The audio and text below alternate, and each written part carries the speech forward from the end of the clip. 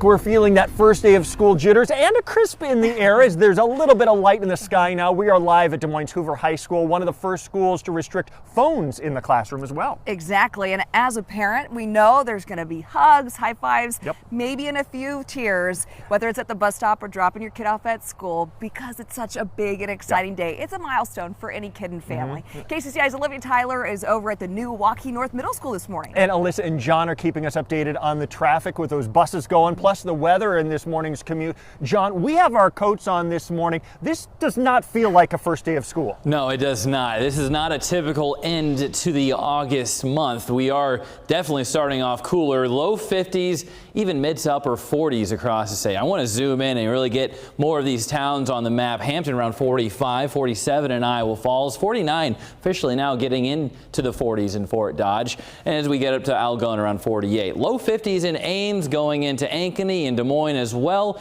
48 right now in Osceola, 49 even farther south into Lamoni. So a lot more of the 40s as we kick off the 6 o'clock hour this morning.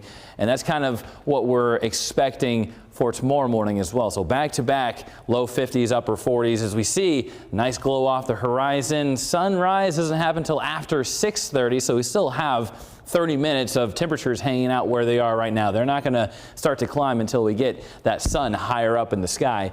As we go throughout the rest of this morning, staying in those 40s, 50s, and even 60s. We're not going to get into the 70s until after lunchtime. Low 70s will be the highs. Plenty of sunshine, though. The winds won't be as strong as what we have seen over the past couple of days. Still a little breezy here and there, but this is going to be where we bottom out. I'll be talking about the temperature climb and also the weak chances of rainfall that come along with it in the full forecast. And we need to plan that out with you, John. Thank you. Well, in just a couple of hours, school will start here at Hoover High School, home of the Huskies. The bus drop-off line right behind us. That's right. Hoover is part of Des Moines Public Schools, and the district is rolling out its Reimagining Education plan this year. This was designed after months of input from teachers and parents and students. The DMPS district hopes that it's going to turn around declining enrollment and tackle chronic absenteeism. And the superintendent of Des Moines Schools says the goal here is simple: get kids excited to come to school. Our focus on chronic absenteeism and getting students to attend is all aligned with our Reimagine Education plan. And Reimagine Education, as it aligns to absenteeism or attendance, is simply being innovative, creative, and thoughtful about how we can get the students to inspire them to get to school. Now, the Reimagining Education plan would cost $265 million. District leaders want voters to approve a bond to help pay for those changes, and if it makes it to the ballot, taxpayers would decide this November. Now, this year, every Iowa school will be cracking down on cell phones in the classroom. That's because a new state law requires districts to put policies in place banning electronics during the school day. And Hoover has already done that. The district followed suit and implemented a district-wide policy earlier this year. At elementary and middle schools, cell phones can't be used at all during the entire school day. At high schools, students can only use it for classwork. Families who need to reach their kids will now have to call the front office. We have a policy now related to appropriate technology use. So it's not like this is going to be something completely new, but there's some more of a defined framework that we're going to be able to operate within so that there's consistency among all of the DMPS high schools. And the goal just to help kids focus on school. Policies also differ across districts. Students in the West Des Moines School District will now put their cell phones in a caddy whenever they walk into the classroom. And there are several other education laws now in effect across Iowa. 5th through 12th grade health classes now have to include fetal development videos and graphics. Districts can also set up threat assessment teams to help stop school violence before it starts. And those teams can include teachers, police, mental health, and social service workers.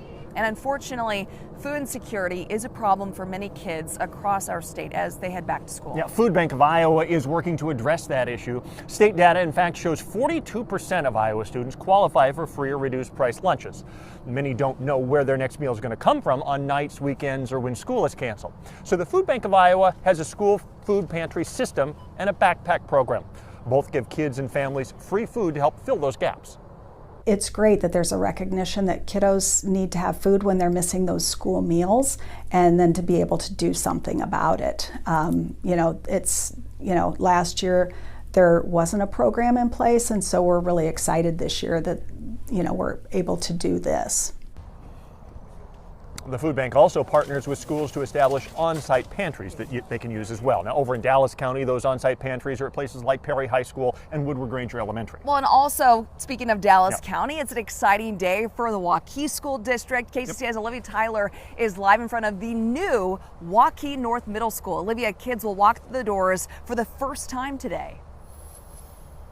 That's right, Alex. In just a couple of hours, students will walk inside the building here behind me for their first day of class at the very brand new middle school. I've been inside and let me tell you, it's gorgeous and very impressive. It's a project that's been years in the making. Nearly $50 million was invested to create a modern school to keep up with one of the country's fastest growing cities. The two-story building is ready to welcome about 850 6th through 8th graders and about 100 staff members. There will be about 300 students in both the 6th and 7th grade, and the rest will fall into 8th.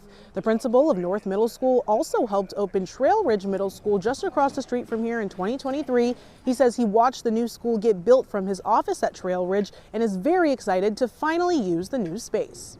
This is a special place to be, and we are ready to welcome our kids and create a place where they are safe to explore, they're safe to take risks. There are classroom pods that are designed specifically to, reinforce the teaming concept at the middle school level and giving kids the opportunity to collaborate while they're in class.